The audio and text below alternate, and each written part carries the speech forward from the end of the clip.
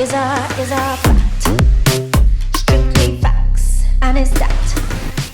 I'm still not used to some of the behaviors. Some of the things are upsetting and a little triggering for me. Because, well, I myself am newly diagnosed autistic myself. So in terms of advice I would give parents, kind of approach it like a science experiment. Assuming that you know nothing, assuming that you need to learn and observe, and that you sometimes need to try different things to see how they work, if they work, and be prepared to change track very quickly. You can have a map, you can have directions, but there are many paths to the same destination. I often get inspiration from Google Maps whenever I'm trying to find a destination and I ask it what's the best route to take. I always end up looking at the alternate routes. And it always reminds me that I may want to get Zachary to do this. My way of doing it may not get him there. But I need to look at his way of doing it and support him to get to that point. It's a different kind of mind. It is but a little different than yours and mine. It's a different kind of mind. It's an old puzzle if you just try, you'll be all mine. The rainbow scene and a brand new vibe, you'll be all mine. 4, 3,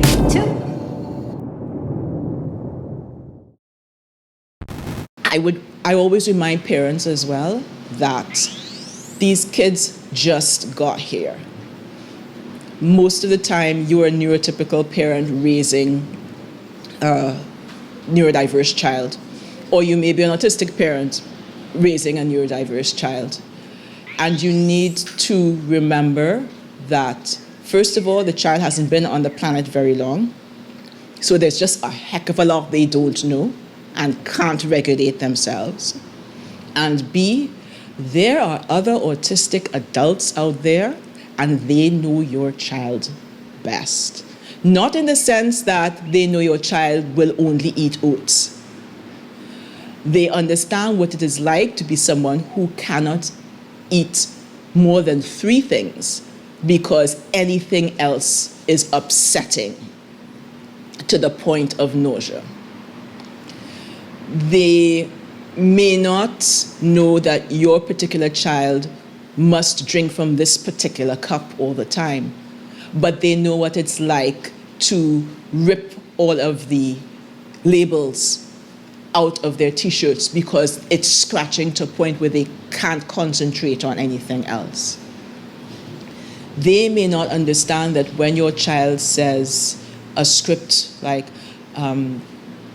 "Mommy, I still want to have my bath now. Can you promise we'll have a bath tomorrow?" And you are frustrated because this is the only way your child will get out of the bath because you repeat that script to them. But they understand what it's like to be practicing over and over again in order to remember to say, "Hello, how are you? My name is," instead of just rushing into conversation and interaction. Because they've been there. They are there. They are your child. They can give you the best advice on how to relate to your child. I think the third piece of advice I'd give parents is don't beat yourself up. Approach every day like a brand new day, in the sense that you learn from what happened before, but you're coming with new energy to do the best you can to go down the road and get through this day with a child who can be as happy as possible. Do not worry. Do not beat yourself up. Do not feel that you are a failure, your child is a failure, because we are all learning. We are all on this road together. We may not be able to fix everything, but if we approach everything with an open heart and an open mind, we can get a lot further than we first believe. While certain people on the spectrum may have been able to grasp or pick up or learn conventions, certain conventions, others might not. But even if they do, such as, okay, well, when I walk in here, I must say hello to this one, I must greet this one, or ask, how are you doing as well, they still might have difficulty picking up on the subtleties of both verbal and non-verbal communication. Along the way, people on the spectrum may have picked up on blatant social conventions or obvious facial expressions which they have mimicked along the way, like happy or mad, because those are extreme expressions. But then say something like a furrowed brow might be confusing, because then you have to put that furrowed brow in to a social context. So a furrowed brow, does it mean you're angry? Does it mean you're thinking? Does it mean you have a tummy ache? What does the furrowed brow mean? So that could be quite confusing. Other things such as, what are you supposed to do when someone is hurt? That might be pretty obvious to them, but how do you recognize if someone is uncomfortable? Might not be. What's up, Trinidad and Tobago? This is your girl, Giselle Mary Juanita Alvarez, the one and only, all right? Coming to you from Cause and Effect headquarters. So here we're going on now. Every week, Cause and Effect does get at least 3 to 5 calls from parents, people from all over Trinidad and Tobago looking for a sense of direction about what to do with their children with autism.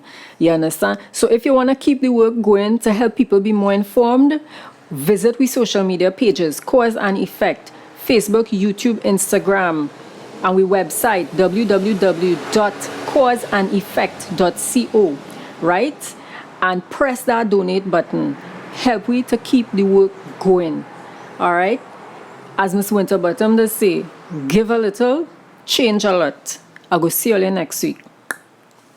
It's a different kind of mind.